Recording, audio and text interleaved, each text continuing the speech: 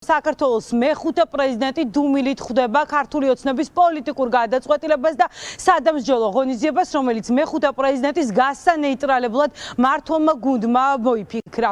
ქართულ ოცნებასა და ზურაბიშვილს შორის პოლიტიკური ჯახი არ გაკვირვებიათ მმართველი პარტიის ოპონენტებს. ოპოზიციაში ზუსტად იციან, რომ ქართული ოცნებისთვის მიუღებელი არის ყველა, ვინც პროდასალურ განცხადებებს აკეთებს და მეტიც სალომე ზურაბიშვილი, კობახიძე ღარიბაშვილის გუნდისთვის არის საფრთხე.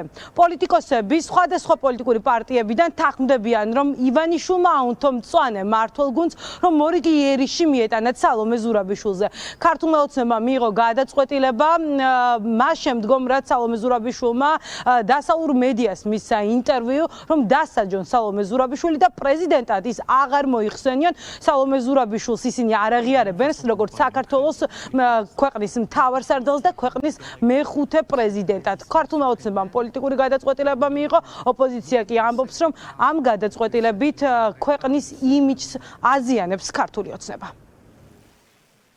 დამოკიდებულება პრეზიდენტ ზურაბიშვილის მიმართ ცხადი გახდა და შეიცვალა იმ ინტერვიუს შემდეგ, რომელიც სალომე ზურაბიშვილს ჰქონდა ფრანს 24-თან, სადაც დაისვა ასეთი ფორმულირებით შეკითხვა, რა სიტყვით პრორუსულად აღიარებული პრემიერ-მინისტრი ირაკლი ღარიბაშვილის შესახებ, რაზეც სალომე ზურაბიშვილმა სტანდარტულად გააგრძელა პასუხი, არ დაუსვამს კითხვის ნიშანი პრორუსულ ხასიათთან დაკავშირებით ქართული ოცნებისა. პრეზიდენტის ინსტიტუტმა ამჟამად ქართული ოცნება აღიარა პრორუსულ, არაეროვნულ და ანტიეროვნულ ძალად საქართველოს მოცემულობაში. შესაბამისად, ქართული ოცნების აგრესია, ბრაზი და ზიზღი მომდინარეობს სწორედ ამ ფაქტის შემდეგ.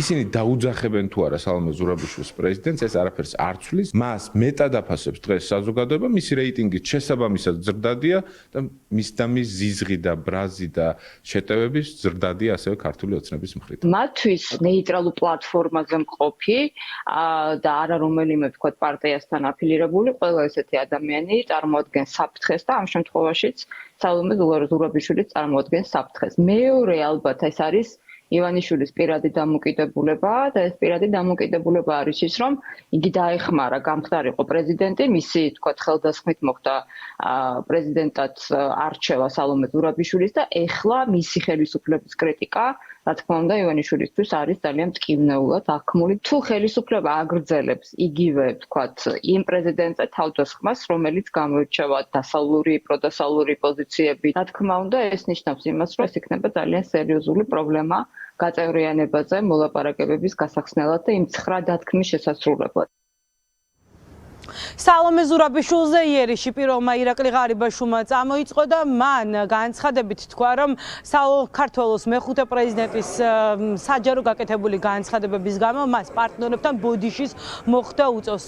ირაკლი ღარიბაშვილს ერთმანეთის მიყოლებით მიყვნენ ქართული ოცნების ლიდერები და გუშინ საღამო დასრულდა იმით, რომ მამუკა მდინარაძემ გაახმაურა მმართველი პარტიის პოზიცია, რომ საქართველოს მეხუთე პრეზიდენტად ისინი აღარ მოიხსენიებენ. ოცნების შემდეგ იერიში ზურაბიშვილზე რა თქმა უნდა მიიტანა ოცნების სატელიტმა პარტიამ ხალხის ძალამ. ხალხის ძალის ლიდერები აცხადებენ, რომ სალომე ზურაბიშვილის მიერ გადათქმული ყველა ნაბიჯი ანტისახელმწიფოებრივია.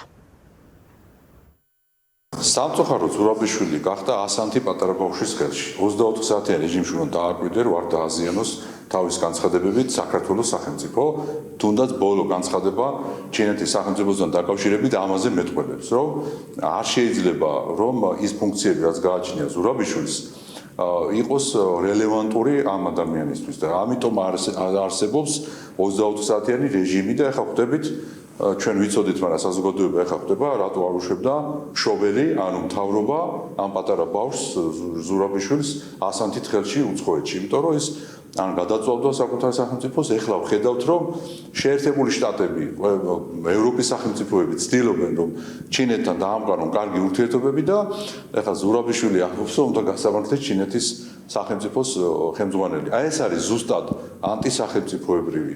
ყველაფერი გააკეთა მან, როგორც ყოფილმა პრეზიდენტმა, რომ დაეზიანებია ქვეყანა და ეხლა როგორც სუბიექტი აზიანებს თავის თავს და თუ მალე გაჩერდება, უფრო ნაკლებ ზიანს მიიღებს როგორც პიროვნება. სალომე ზურაბიშვილი ქართული ოცნების პოლიტიკური იერიშს არ გამოხმაურებია არანაირი განცხადება მმართველი პარტიის მიერ მიღებულ გადაწყვეტილებაზე საქართველოს მეხუთე პრეზიდენტს არ გაუკეთებია ოცნება სალომე ზურაბიშვილს პრეზიდენტად არ აღიარებს თუმცა ოპოზიციაში თანხმდებიან რომ მას შემდგომ რაც საქართველოს მეხუთე პრეზიდენტმა თამამი განცხადებების გაკეთება დაიწყო და ის ინდივიდუალურად იღებს გადაწყვეტილებებს რომელიც შეთანხმებული არ არის ბიძინა ივანიშვილთან და ქართული ოცნების ბოსებთან მას ხალხში ნდობაც რეიტინგიც და ლეგიტიმაციაც უფრო მეტად გაეზარდა. ფაქტია რომ დღეს პოლიტიკური განხილვის თემა იქნება მმართველი პარტიის მიერ მიღებული სადამსჯელო ღონისძიება სალომე ზურაბიშვილის წინააღმდეგ და მმართველი პარტიის ლიდერებს მოუწევთ კითხვაზე პასუხისგაცემა ვინ არის მათთვის საქართველოს მეხუთე პრეზიდენტი სალომე ზურაბიშვილი პრეზიდენტი თუ ოპოზიციის ერთ-ერთი წარმომადგენელი.